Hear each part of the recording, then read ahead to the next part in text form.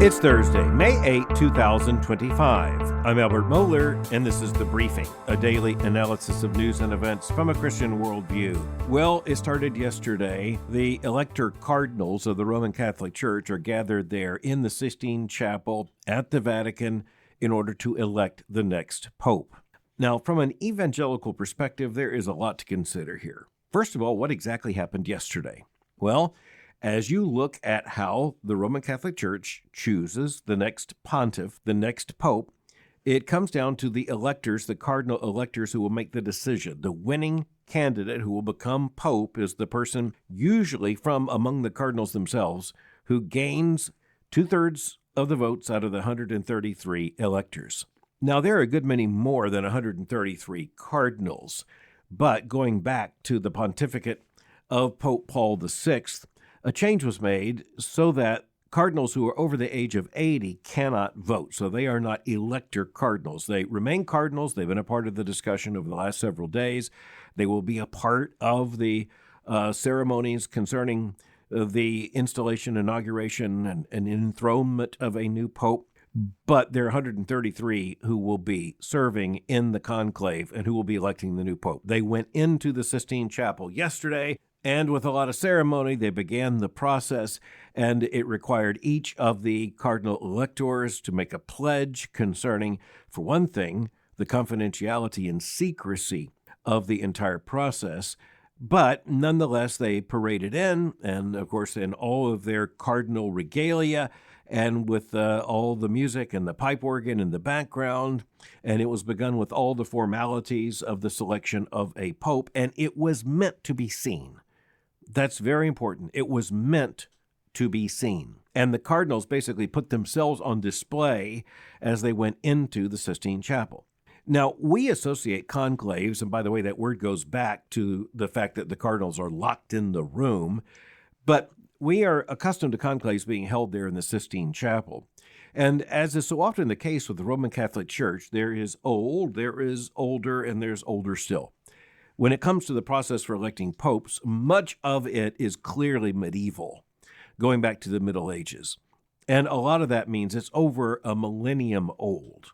But when it comes to the conclave being held in the Sistine Chapel, we're really only going back a couple of centuries, and something like just over 20 popes who were elected in that way in that room. But nonetheless, it makes a great deal of sense. When you look at the Sistine Chapel, there's virtually no room on planet Earth that makes greater claims about grandeur and also about the essential claims of the Roman Catholic Church. And so you're familiar with the chapel itself, with the amazing artwork, and that's not only, of course, Michelangelo's painting on the ceiling, it is also a collection of other major art, theatrical in terms of presenting images, mostly from Scripture, but it is to bring a sense of awe and also a sense of grandeur and a sense of formality. And the Roman Catholic Church does all those things extremely well. As I often point out, the Roman Catholic Church and the faith of the Roman Catholic Church is something which is intended to apply itself to the senses. It appeals to the senses. It is something to be seen. It is something to be heard in terms of the antiphonal music and all the rest. It is something even to be smelled in terms of the incense. And in many cases, it is something to be touched in terms of reality. And if not actually touching them, then looking at the materiality of objects, including relics. And so we are looking at a very sensual faith in the sense of appealing to the senses. And this is one of the radical breaks that the Reformation brought, because the Reformation basically says the only one of those senses that really applies is the auditory sense. It is hearing, and it is the preaching of the Word of God and the hearing of the Word of God that is to be the central act in worship. The Lutheran Reformation kept some of the formality and some of the holy days and things like that, and even some of the holidays that the Roman Catholic Church had on the calendar.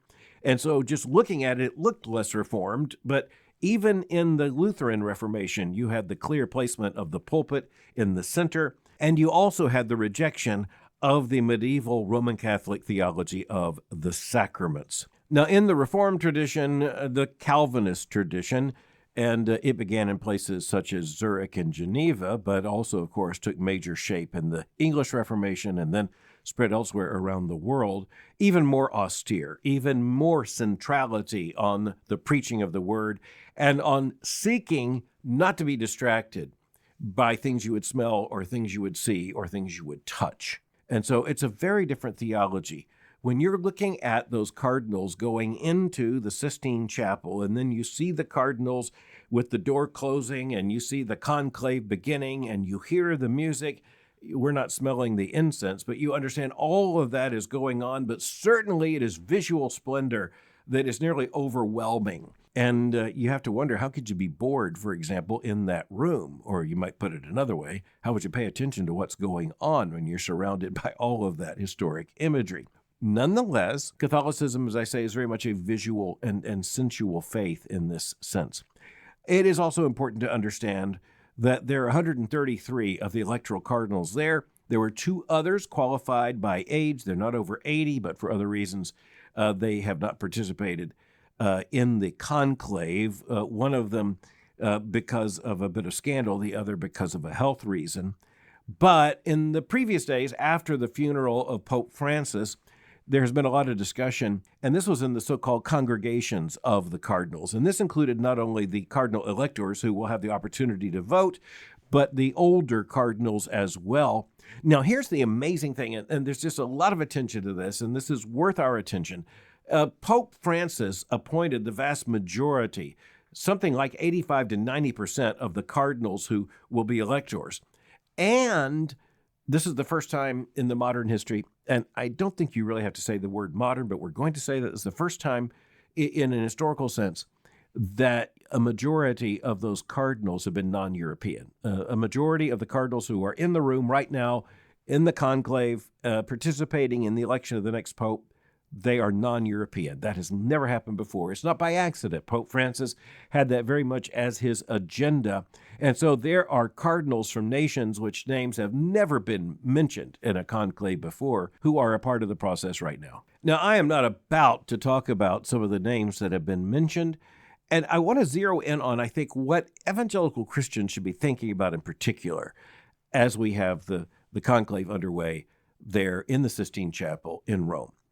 And by the way, how long is it going to last? We don't know. It's going to last until in one of the cycles of voting, there is a candidate who receives at least 2/3 of the vote. And at that point, they will have a pope, habemus papam. But as evangelicals look at this, it really is interesting because it makes very clear what is natural to Catholicism and completely unnatural to the Protestant mind. And that is that there would be a bishop of Rome who would be considered the pope and who would be elected as a reigning monarch for the entirety of the rest of his life. Obviously, we did have Benedict XVI who retired, but that is an aberration in Catholic history. And so you are looking at an elected monarch. Now, what does that mean, an elected monarch? Now, well, there are precedents. One of the precedents is, for example, the emperor of the Holy Roman Empire, who through several centuries was elected by electors. They were usually dukes or kings or princes, and they elected, often one of their own number, of course, as the emperor of the Holy Roman Empire. So there is an example, and these two ran on a parallel track for some time. But the world isn't really marked by many effective continuing monarchies. And so especially when you consider this is a monarchy with real power. So you look, for example, at the constitutional monarchy represented right now by the King of England, and you understand that he signs or gives assent to everything that is sent by Parliament, because if he didn't, there would be a constitutional crisis. He is not supposed to have positions on most issues. The papacy is the opposite. And we're not talking about a constitutional monarchy or with very limited powers. We are talking about someone who is really one of the closest things you see to an absolute monarch. He's not absolutely absolute, but the closest thing you're likely to see right now to an absolute monarchy is the Roman Catholic Church and its papacy. Now, we've all noted how much press coverage is devoted to this. And as I said, that really reflects two things. And as an evangelical Protestant, I want to mark both of those things. One of them is the importance of the Roman Catholic Church as an actor on the world scene. We are talking about a church that represents vast millions of people, well over 1 billion people. That is a very sizable population. It's not all the same, even though it claims to be Catholic. It's not all the same. It's not universally the same everywhere it is found. But there is a continuity and there is a centrality. And all of this comes down to the papacy. And I think even in a secular age, it's just really important to recognize it does matter who is Pope. This is one of the reasons why many evangelicals look, and at least if there's going to be a Pope, we prefer it to be a Pope who is not going to use his influence to try to move Western civilization in directions we believe it should not be moved. And this has to do with the fact there are evangelicals who would say, we don't have any stake in this, and that's not really true. We do have a stake in it, in that, for example, Pope Francis pressing as strangely as he did, and even as with as much angularity as he did, the agenda of normalizing LGBTQ relationships and behaviors, that does have a great deal to do with the cultural context. It has to do with what many people around the world believe would be the teaching of the Christian church. And so as we're looking at a lot of these issues and controversies, it is not insignificant whether the Pope of the Roman Catholic Church is pressing with us on these issues or against us. But the second reason there is so much attention given to this is that cameras are drawn to drama. And here you have the drama, you have the pageantry. Cameras are drawn to color. You've got the red, the historic color of cardinals. They're very much in evidence. You've got St. Peter's Square. You've got all of the visual splendor of the Roman Catholic Church. And so cameras are drawn there. We shouldn't be surprised by that. You have the election of a president of the Southern Baptist Convention. Let me just say the president of the Southern Baptist Convention is not a monarch, absolute or otherwise. Serves a maximum of 2 years in that term, has appointment power and a lot of influence, but he doesn't get any special outfit for the occasion. And furthermore, cameras really aren't all that attracted to it because it's several thousand Baptists in a room holding up ballots indicating a vote. Not a great visual. Nothing to match the Sistine Chapel. And of course, after the election of the Pope, there will be other ceremonies that will involve the Roman Catholic Church, and even, let's just say, continued attention. The cameras will continue after the election of the president of the Southern Baptist Convention. The messengers to the SBC generally, well, their minds turn to lunch. There are so many interesting aspects, of course, to the papacy itself. And, I am just getting ready to lecture on the Reformation in an extended way. It just affords the opportunity to point out that you take the reformer Martin Luther. He did not intend in the beginning, even with the posting of the famous 95 Theses, he did not begin in 1517 with the intention of eventually breaking with the papacy, or certainly with the magisterial authority of the Roman Catholic Church. He came to that, and he came to the conclusion that the problem was not just this pope, but the papacy. And the entire web of doctrines began to become very clear to him. But the Pope of the Roman Catholic Church claims a temporal and a spiritual authority.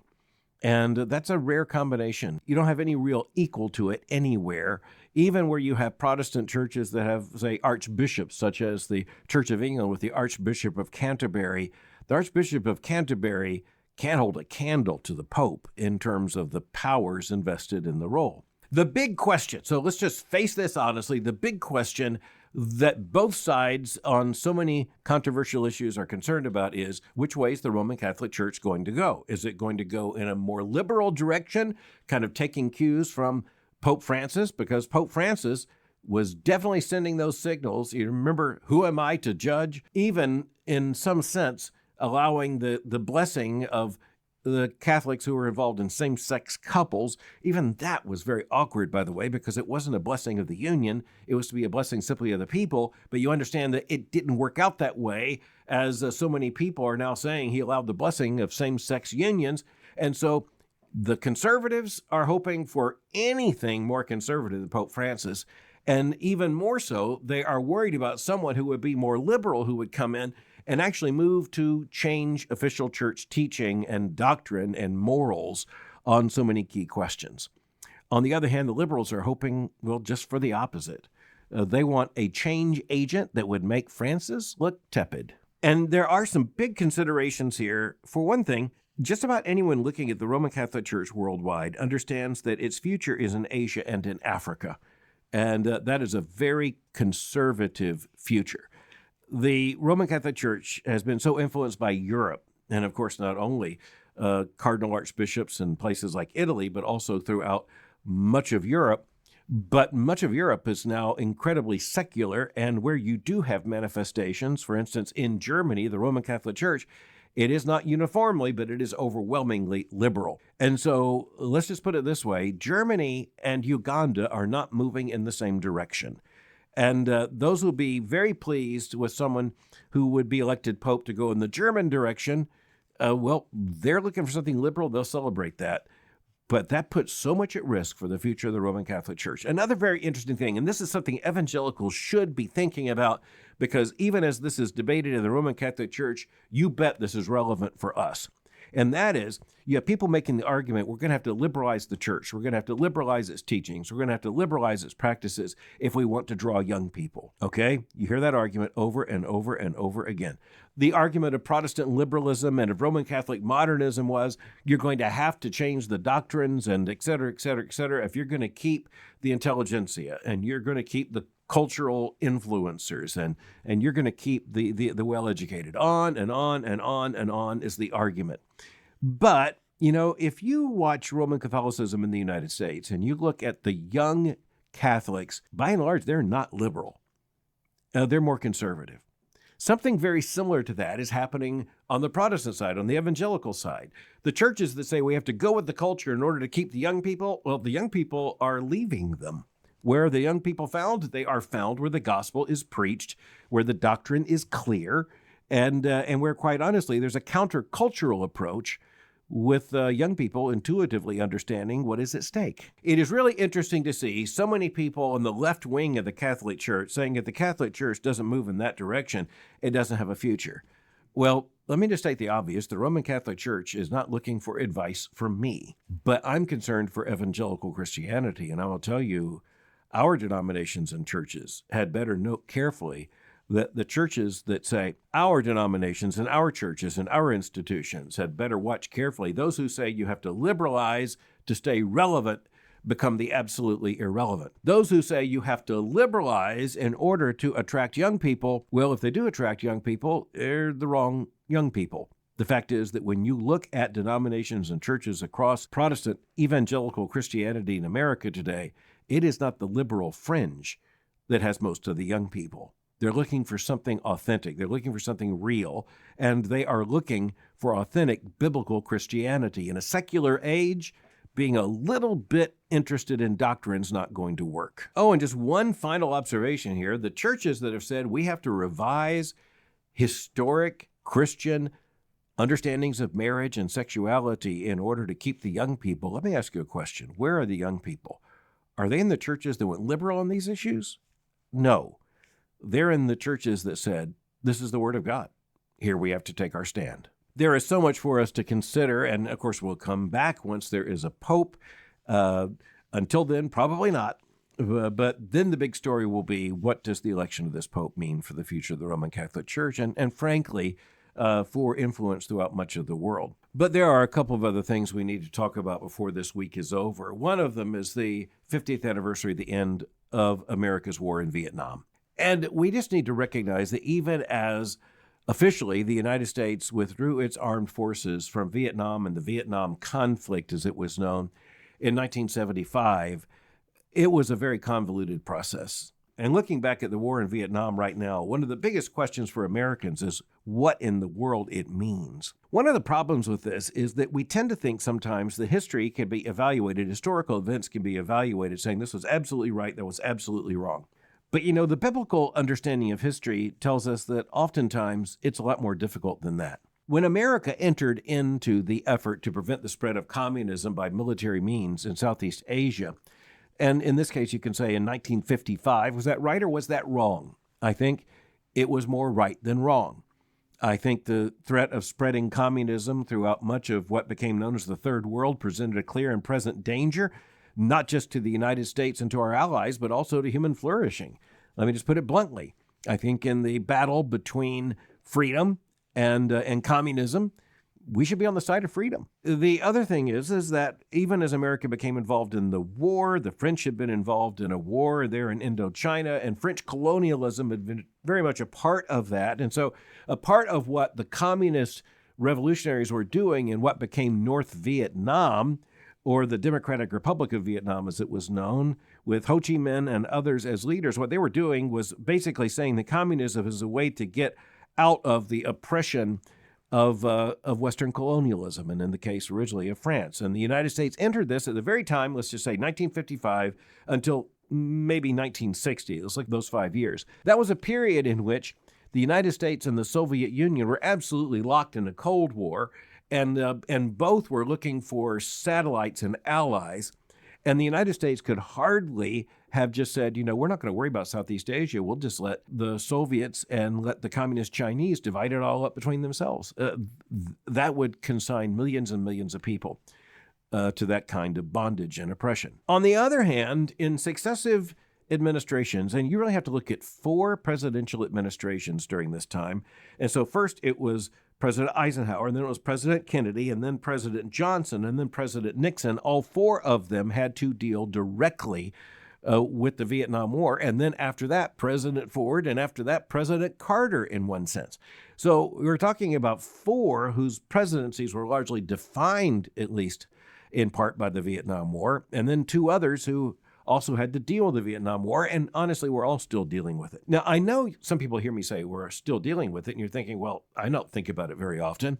Well, that's the way history works. But an anniversary like this reminds us that sometimes you just look at history and you have to say, well, the United States at that time was, at least in the beginning, I think, doing what it thought needed to be done. The problem is that the United States and the Soviet Union, neither one, and you could also add China to this. You take those 3 parties, none of them wanted to go directly into war, and none of them considered Vietnam worth having a head-to-head confrontation directly with troops, say, of the Soviet Union versus the U.S., or even China versus the U.S. And the war in Korea, which, remember, didn't end with any conclusive ending. It ended officially with an armistice. That is where you did have Chinese and American forces kind of accidentally engaging one another. And the 3 big powers decided, we're not going to put the world at risk at that. So you do have what amounted to proxy wars.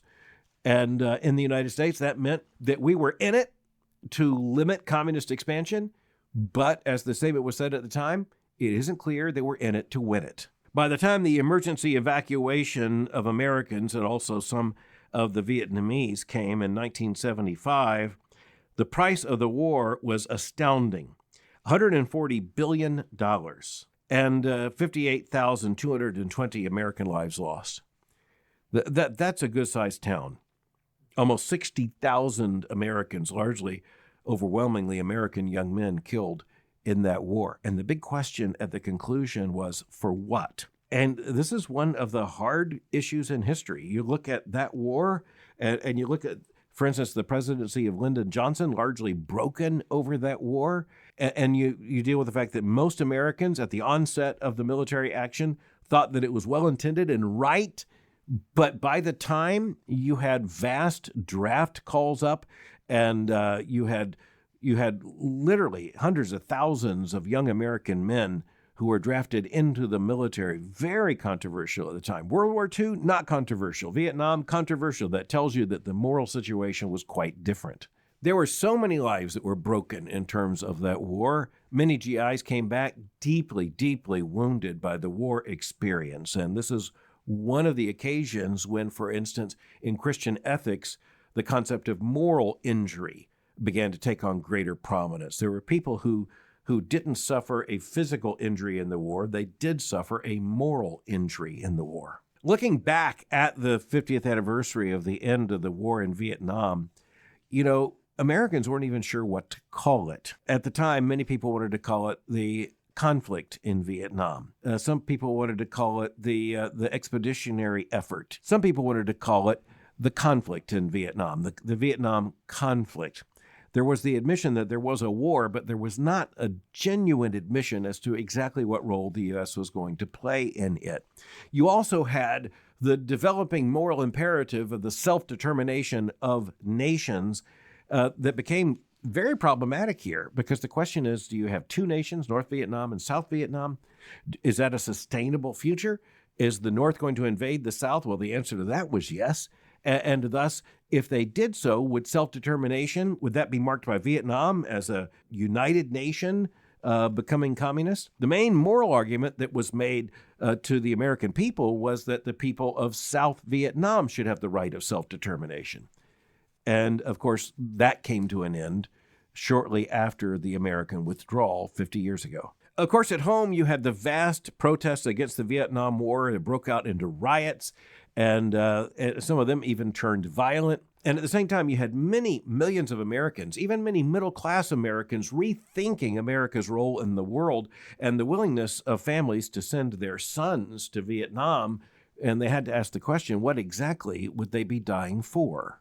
And this is where, in terms of a Christian understanding and the morality of this kind of military effort, understands that there is a point at which the question is, how is the withdrawal going to happen? And if so, one of the parables of war is, who wants to be the last person to die, especially when you have an army withdrawing? For sure, there's one thing Americans did not do well at the end of the Vietnam War. We did not thank those who served in that war and did so with integrity. We did not thank them adequately. There was a sense of exhaustion at the end of the war. There was so much controversy at the end of the war. It had become so political at the end of the war. There was a great culture war that was breaking out in the United States, and the Vietnam War really became an early fuse in the culture war. And we did not do right by the veterans of that conflict. And at least while many of them are still alive, we need to say, from our nation's heart, thank you. There were many, many lives broken by this war. And again, in a Christian world, it's just a way of underlining the fact that this world is filled with so much tragedy that we can't fix, that America can't fix, that the United Nations can't fix. And we as Christians understand that much of this is not going to be fixed until Jesus comes. One final thought about the 50th anniversary of America's withdrawal from Vietnam. When that took place, I was 15 years old. And the world around me was a puzzle in many ways. And the question of Vietnam was a puzzle to me as well. I did sense in my bones that there was something about it that invoked patriotism, and there was something about it that implied tragedy. And I had family members who had fought in the war, and honestly, they didn't much want to talk about it. But many decades later, I found myself in Nashville, Tennessee, in a context in which I came face to face unexpectedly with someone I recognized, and I wondered why in the world did I recognize him. And then all of a sudden it came to me, it was General William Westmoreland, who had been the commander of U.S. troops in Vietnam and had been a staple on black and white television back when the three networks brought us the only news that was available to us in that form. And as a boy, I had seen him give his reports. He was a man who himself is a part of the huge question mark of the Vietnam War. And just seeing him face to face, and I recognized him and I spoke to him, he seemed to appreciate being recognized, but then again, maybe not much. It's just one of those odd brushes with history we sometimes have, and in this case, a brush with the difficulty of understanding the war in Vietnam. 50 years ago. And by the way, the people of Vietnam are now in one nation, and that one nation is quite communist. Both ideas and wars have consequences. Thanks for listening to The Briefing. For more information, go to my website at albertmohler.com. You can follow me on Twitter or X by going to twitter.com/Albert Mohler. For information on the Southern Baptist Theological Seminary, go to sbts.edu. For information on Boyce College, just go to boycecollege.com. I'll meet you again tomorrow for the